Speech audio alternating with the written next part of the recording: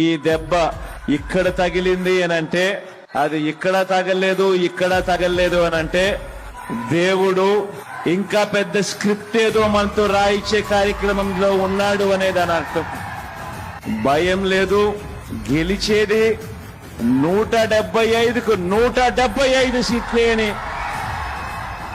25కు 25 MP సీట్లే అని, ఒక్క సీటు కూడా ఎక్కడ తగ్గేందుకే వీల్లేదు.